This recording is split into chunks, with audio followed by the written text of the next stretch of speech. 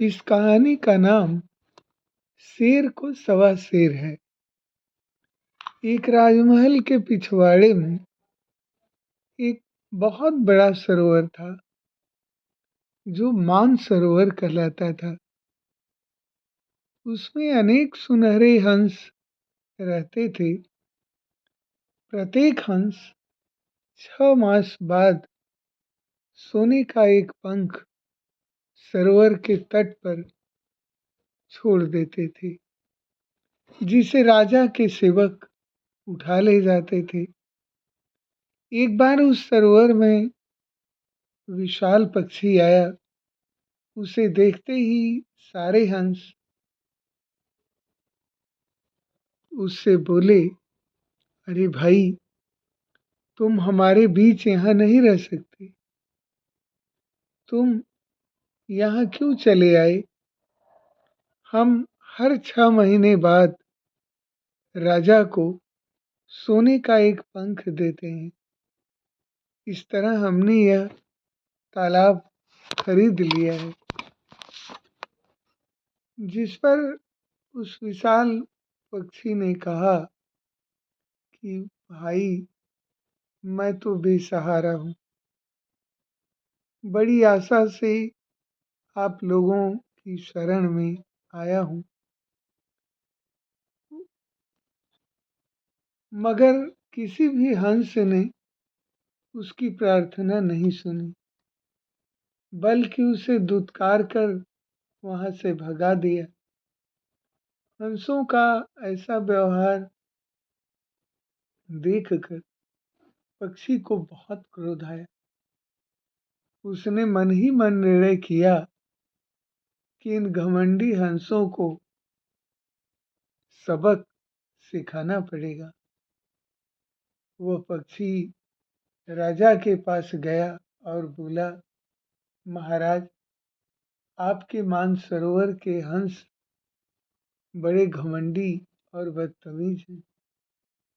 मैं वहाँ शरणार्थी बनकर गया था और प्रार्थना की थी कि दयालु राजा के इस मानसरोवर में मुझे भी स्थान दे दो, लेकिन उन्होंने मेरी प्रार्थना पर कोई ध्यान नहीं दिया, बल्कि उनमें से एक हंस ने अकड़ कर कहा कि राजा कौन होता है, हमारा क्या बिगाड़ लेगा।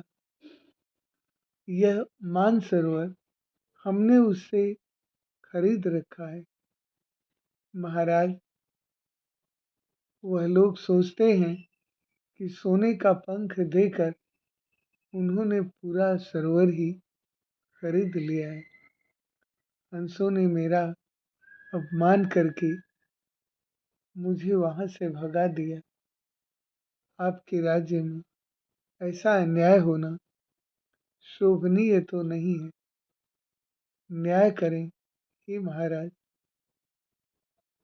तुम चिंता न करो, ऐसा राजा ने कहा। कहा कि हम अवश्य न्याय करेंगे, और सांत्वना देकर सैनिकों से कहा कि तुम लोग इसी समय उन हंसों को मेरे सामने पेश करो।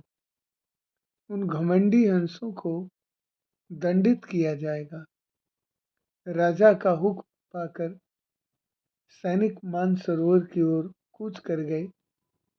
हंसों ने सैनिकों को मानसरोवर की ओर आते देखा तो उनमें से एक बूढ़ा हंस बोला, दोस्तों, अब इस मानसरोवर को छोड़ देना ही हितकर है।